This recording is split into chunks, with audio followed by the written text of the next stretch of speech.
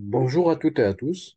Je suis professeur Sabret Louhel, professeur à la faculté des sciences de Fès, au Maroc. Je vous souhaite la bienvenue.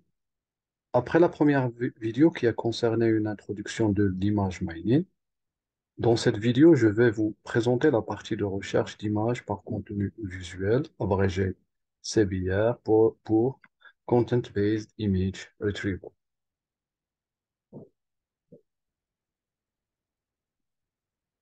Pour suivre aisément ce cours, il est très utile d'avoir des connaissances et des compétences préalables dans les domaines suivants.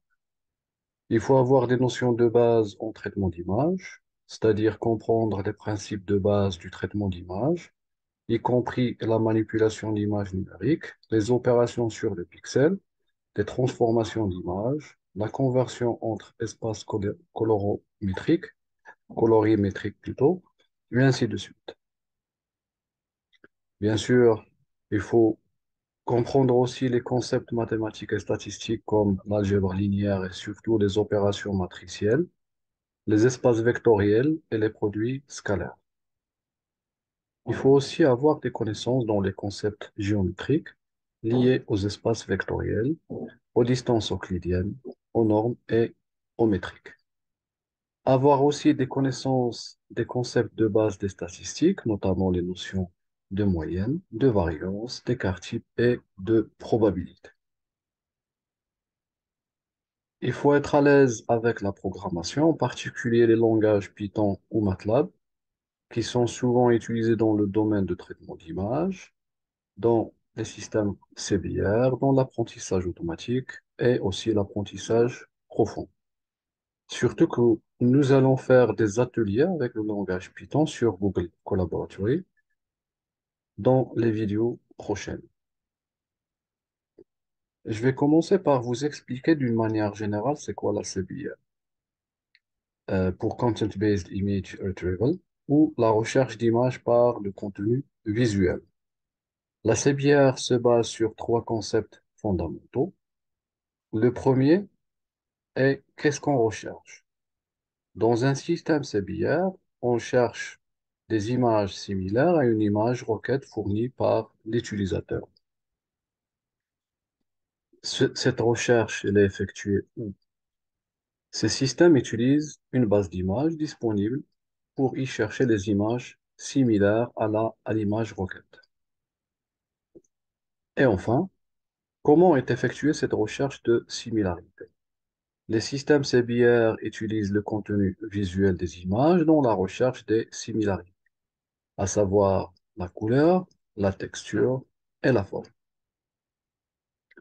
Si on suppose que nous avons une base d'images contenant par exemple 10 000 images, composées des images naturelles, couleurs, des animaux, et nous avons une image requête qui est une image d'un lion par exemple, et on veut chercher dans la base les images les plus similaires à l'image du lion, c'est-à-dire trouver les images des lions qui sont très semblables à notre image requête lion. La question qui se pose est comment faire pour répondre à cette requête de l'utilisateur? Est-ce qu'on doit comparer chacune des images de la base avec l'image requête, c'est-à-dire faire une comparaison pixel par pixel? Certainement, ça va demander beaucoup de temps et ça va consommer beaucoup de mémoire. Alors, il faut penser à réduire l'espace de recherche et ne pas utiliser l'image telle qu'elle est, mais plutôt utiliser une information de taille réduite qui soit fiable et représentative de chacune des images, que ce soit l'image requête et les images de la base de données. L'idéal est de pouvoir représenter chaque image par un vecteur qui va la décrire correctement, qu'on peut appeler un vecteur descripteur. Ainsi, on va utiliser un vecteur 1T au lieu d'une matrice 2T pour les images à niveau de gris et au lieu des matrices 3D pour les images couleurs. Ainsi, de cette façon, la recherche d'images similaires à l'image requête sera réalisée par comparaison entre le vecteur descripteur de l'image requête avec les vecteurs descripteurs des images de la base au lieu de comparer les pixels des images. De cette façon, Nous allons réduire significativement la dimension de l'espace de comparaison. Prenons un exemple. Par exemple, notre base contient 10 000 images couleurs.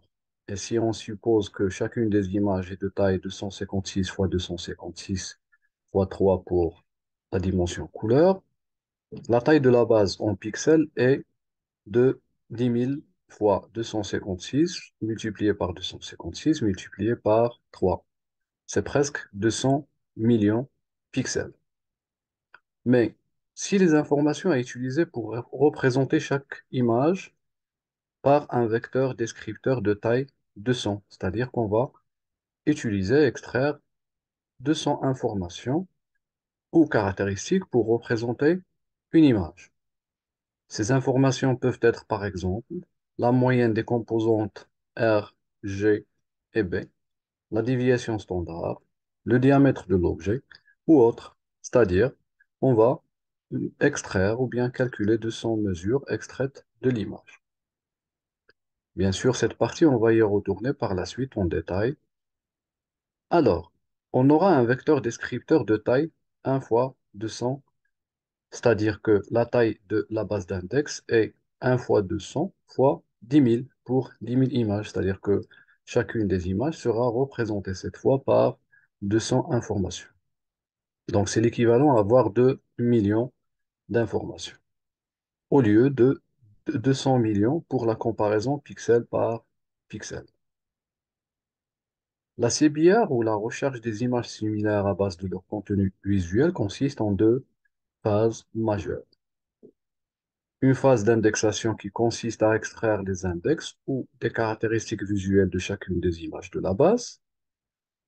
Cette phase a pour objectif de réduire la dimension de l'espace de représentation des images de la base, où chaque image de la base sera ainsi représentée seulement par un vecteur. Une deuxième phase, qui est la phase de recherche, qui consiste à comparer le vecteur descripteur d'une image requête avec tous les vecteurs descripteurs des images de la base. Pour chaque recherche, il faut refaire la même chose, c'est-à-dire comparer le vecteur descripteur d'une image requête fourni par l'utilisateur avec les vecteurs descripteurs de la base déjà créés. Alors, les vecteurs descripteurs de la base d'images doivent être sauvegardés une fois pour toutes après la première extraction pour les utiliser pour chaque recherche. C'est pourquoi on note cette phase, mais à la phase d'indexation, comme une phase hors ligne, c'est-à-dire réalisée hors ligne, et peut nécessiter le temps que ça demande. Par contre, la phase de recherche est exécutée en temps réel, et le temps de recherche est un critère très important. Dans cette étape, on parle d'une étape en ligne ou en temps réel. Le schéma fonctionnel d'un système CBR est conçu. Nous avons deux phases, comme je viens de le dire, une phase hors ligne qui est l'indexation et une phase en ligne qui est la recherche.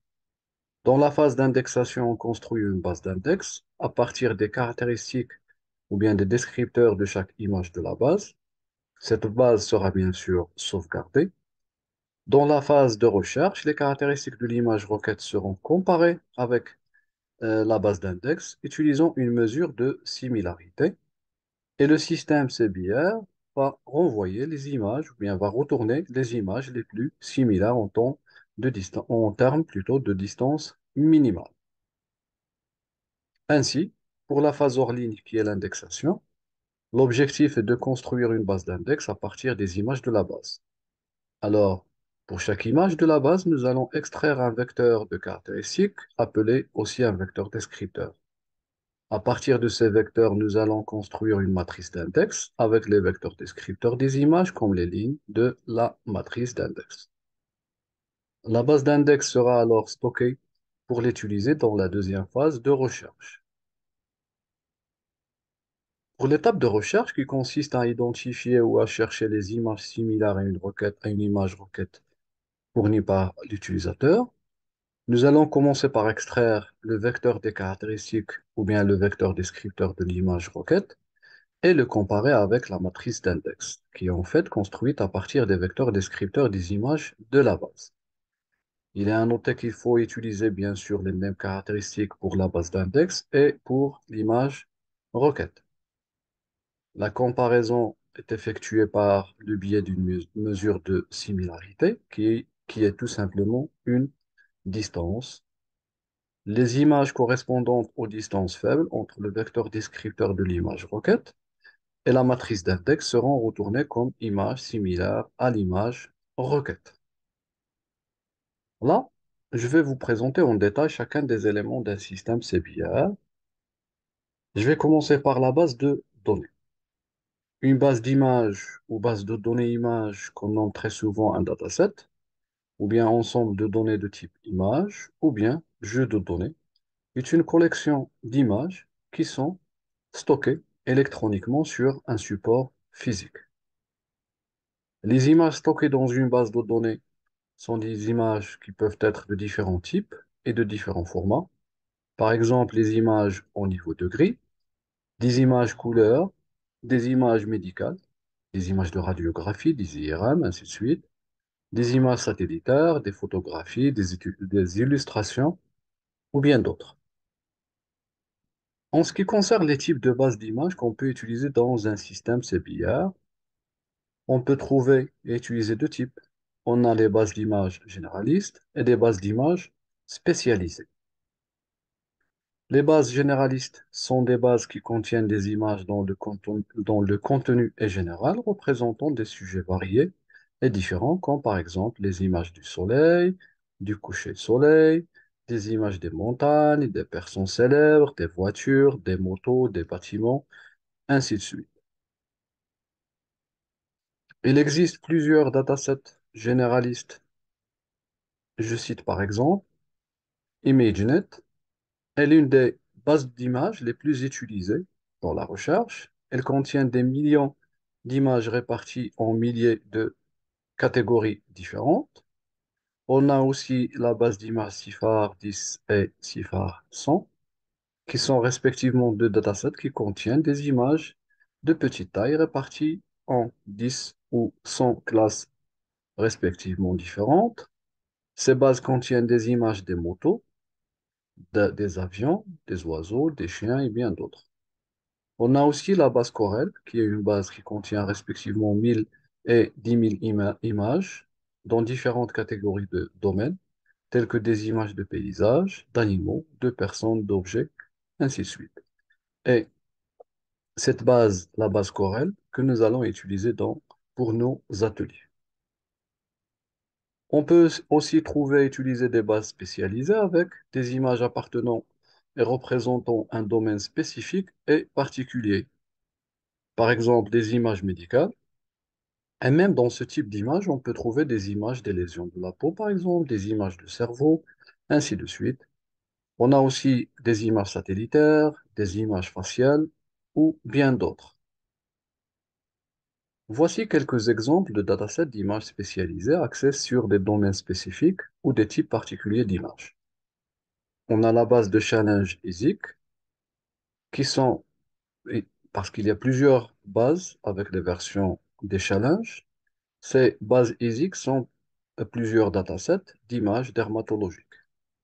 On a la base CHETX, qui est un dataset d'images radiographiques thoraciques pour des maladies pulmonaires, qui a été très utilisé pour les systèmes de classification de COVID.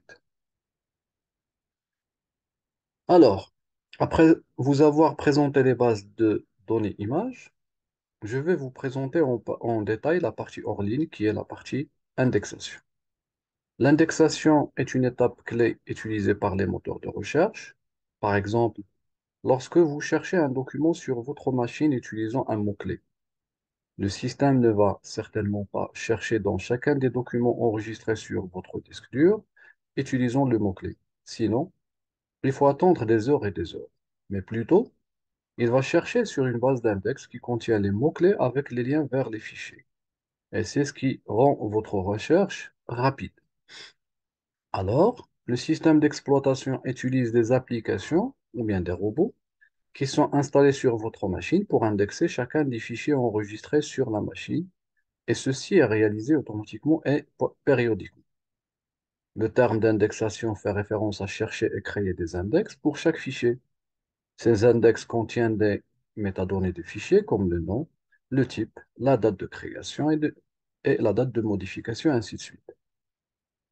Alors, lorsque vous lancez votre recherche, le système va utiliser la base d'index pour la recherche et va vous afficher les liens vers les fichiers en relation.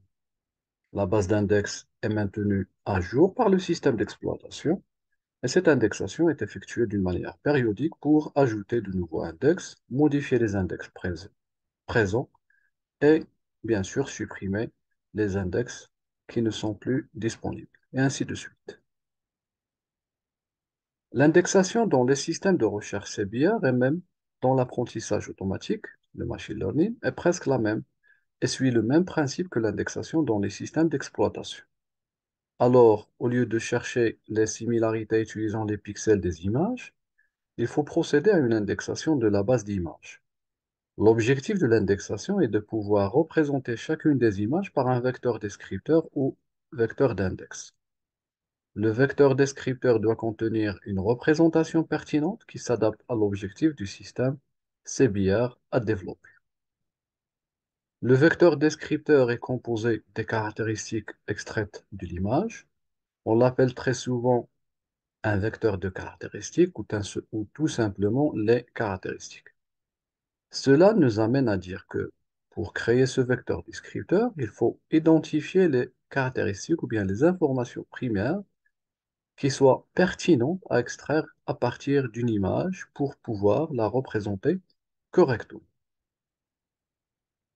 Là, on parle de l'extraction des caractéristiques ou signatures à partir de chacune des images. La partie la plus importante dans un système de caractéristiques, dans un système CBR, est l'extraction des caractéristiques, ou bien en anglais, on l'appelle features extraction. Ça consiste en l'extraction des informations ou des attributs représentatifs et significatifs des images. Alors, pour chaque image, on doit extraire un ensemble de caractéristiques ou bien d'attributs pour former un vecteur d'index ou un vecteur descripteur ou bien une signature de l'image. Il existe plusieurs types de caractéristiques à extraire à partir des images. On peut parler des caractéristiques globales et des caractéristiques locales. Les caractéristiques globales sont des informations en mesure calculées sur l'ensemble de l'image, par exemple la moyenne des intensités des pixels, l'histogramme de l'image, les mesures de la texture comme les mesures GLSM, à savoir l'entropie, l'homogénéité ou autre. Par contre, les caractéristiques locales ou partielles sont des informations ou mesures calculées à partir d'une ou plusieurs régions spécifiques ou bien des points particuliers de l'image. Les caractéristiques locales passent toujours par la détection des régions d'intérêt dans l'image. Par exemple, on peut citer les points d'intérêt qui permettent de détecter les points tels que les coins, le LBP pour les patterns binaires locaux, qui est une technique qui mesure les variations de texture dans différentes régions de l'image, et bien d'autres comme les caractéristiques globales, calculées sur des régions particulières de l'image. Pour l'extraction des caractéristiques et surtout pour les choix de caractéristiques à extraire, il y a que quelques contraintes à prendre en considération. Là, on parle de choix d'informations ou bien de caractéristiques à extraire. Surtout sachant que les requêtes des utilisateurs dans un système CBR peuvent être des images qui ont subi des transformations géométriques telles que la translation, le changement d'échelle ou le changement de la résolution, le changement de la luminosité ou autre. Alors, évidemment, les caractéristiques à utiliser dans les systèmes CBR doivent être robustes vis-à-vis de ce type de transformation. Les descripteurs utilisés pour former la base d'index dans le contexte de la recherche d'images par le contenu sont souvent des descripteurs bas niveau qui capturent des informations clés sur la forme, la couleur et la texture dans des images. Ces descripteurs bas niveau permettent de représenter de manière quantifiable les propriétés visuelles des images, ce qui va faciliter la recherche, la correspondance et l'indexation efficace des images. Une vidéo sera mise en ligne très prochainement traitant en détail les différentes caractéristiques qu'on peut extraire des images avec leur formulation mathématique et avec des exemples. Et ici, je vais juste survoler et donner quelques exemples de caractéristiques, de couleurs, de formes et de textures qu'on peut extraire à partir des images. Les descripteurs de couleurs représentent les propriétés chromatiques des images. Les caractéristiques de couleurs peuvent être extraites dans plusieurs espaces de couleurs. Chaque espace colorimétrique a ses propres avantages et adapté à des tâches spécifiques. Voici quelques-uns des espaces de couleurs couramment utilisés pour extraire les caractéristiques de couleurs. On a l'espace de couleur RGB pour Red, Green, Blue, qui est le plus couramment utilisé, où la couleur est représentée par les composants rouge, vert et bleu. Les valeurs de chaque composant varient entre 0 et 255. On a l'espace de couleur HSV pour Hue, Saturation and Value, qui sépare la luminosité, la teinte, la luminosité pour Value, la teinte pour Hue et la saturation pour Saturation. Il est souvent utilisé pour détecter les variations de couleur indépendamment de la luminosité.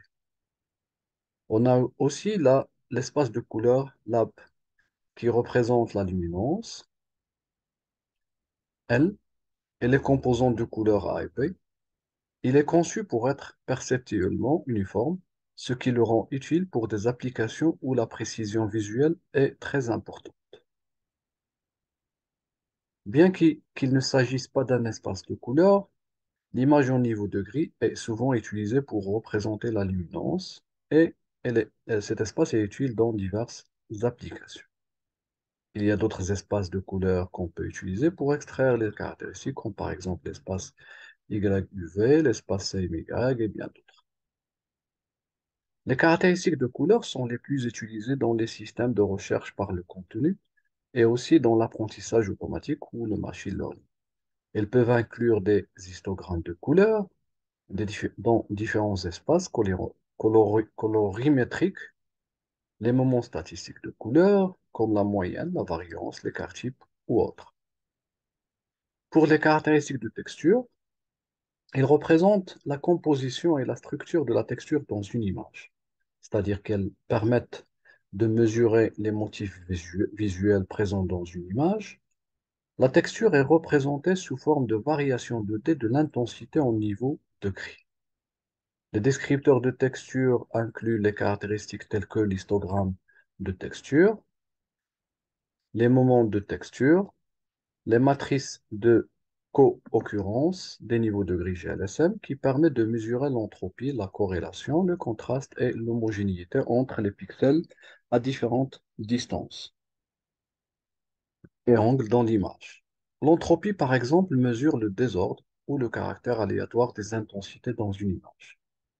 L'histogramme des motifs locaux, le LBP, qui représente les textures locales en analysant les motifs binaires formés par les niveaux de gris voisins dans l'image. La transformée en ondelettes, les EDP et la BMD, qui représentent les composants de fréquence de l'image à différentes résolutions, ce qui permet d'extraire les caractéristiques de texture à plusieurs échelles.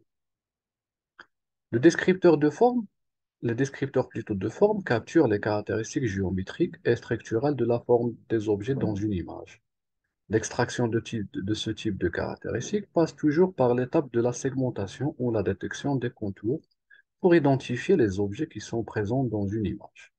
Bien sûr, les caractéristiques de forme doivent être invariants à la rotation, à la translation et au changement d'échelle pour garantir la description de la forme d'un objet et cette forme doit rester cohérente, quelle que soit sa position, son orientation et sa taille dans l'image. Plusieurs descripteurs de forme peuvent être utilisés pour caractériser la forme des objets dans les images. Par exemple, on peut utiliser les mesures géométriques des objets comme l'air, le périmètre, le diamètre et bien d'autres. De même, on peut utiliser les indices de forme comme le rapport de circularité qui mesure à quel point l'objet ressemble à un cercle, la concavité et la convexité qui identifient si l'objet est concave ou bien il est convexe. Aussi, on peut utiliser les moments de Wu qui représentent un ensemble de sept moments invariants qui capturent les propriétés de forme invariantes aux transformations. De même, on peut utiliser aussi les descripteurs de Fourier qui offrent une représentation efficace des formes basées sur leurs composants de fréquence. Il y a bien sûr plusieurs autres descripteurs de forme qu'on peut utiliser comme le nombre de coins, les longueurs des axes principaux et secondaires, la fermeture de l'objet, ainsi de suite. Ils peuvent inclure des propriétés telles que le nombre de côtés, les ratios de dimension, les moments d'ordre supérieur, etc. Le choix des caractéristiques à utiliser pour former la base d'index est un point qu'il faut bien identifier avant de se lancer dans l'extraction. Bien sûr, à nos jours, on essaie d'extraire le maximum de caractéristiques, soit manuellement comme notre handcrafted, ou bien utilisant le deep learning, et après procéder à des procédures de sélection de caractéristiques les plus pertinentes. Mais à mon avis, il faut toujours bien choisir les caractéristiques à extraire avant de se lancer.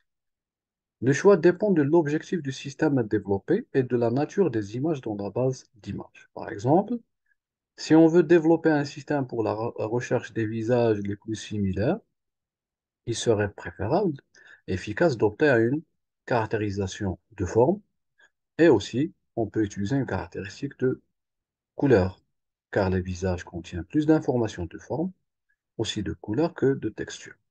Pour le cas des lésions cutanées, par exemple, il faut utiliser les trois descripteurs, forme, couleur et texture, car ces lésions représentent différentes formes, différentes couleurs et eux aussi différentes textures.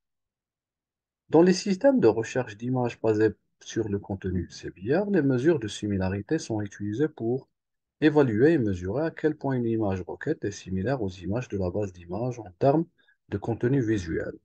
Utilisons bien sûr les vecteurs descripteurs ou bien les vecteurs de caractéristiques. Alors, l'image requête sera représentée par un vecteur descripteur et la base d'index par une matrice de T. Les images similaires retournées par le système CBR sont celles dont la distance entre le vecteur descripteur de l'image requête et les vecteurs de la base d'index est minimale. En général, on retourne 5 ou 6 images les plus similaires. Voici quelques mesures de similarité couramment utilisées. On a la distance euclidienne, qui est une mesure simple et facile à calculer. On a la distance de Manhattan, qui mesure la distance horizontale et verticale entre le vecteur descripteur de l'image requête et la matrice d'index. C'est la distance euclidienne à l'ordre 1. On a la distance de Minkowski, qui est une distance généralisée d'ordre P permettant d'unifier la distance euclidienne pour P égale à 2 et la distance de Manhattan pour P égale à 1, ainsi que d'autres distances telles que la distance de Chebyshev, P tend vers l'infini. Il y a bien sûr d'autres distances comme la distance de Mahalanobis, la distance de Canberra par exemple, et bien d'autres. C'est ainsi que ça prend fin cette présentation. Je vous ai présenté les concepts de base des systèmes CPIA pour la recherche d'images par le contenu. Je vous ai présenté en détail les deux parties d'indexation et de recherche. Dans la vidéo suivante, je vais vous présenter en détail la partie extraction des caractéristiques. Et après, je vais vous présenter un premier atelier sur Google Collaboratory pour implémenter un système CBR utilisant des caractéristiques de forme, de couleur et de texture. Je vais bien sûr partager avec vous le lien de l'atelier que vous pouvez réaliser en ligne. Alors, si vous avez des questions, n'hésitez pas à me contacter ou me laisser un commentaire. Je vous dis au revoir et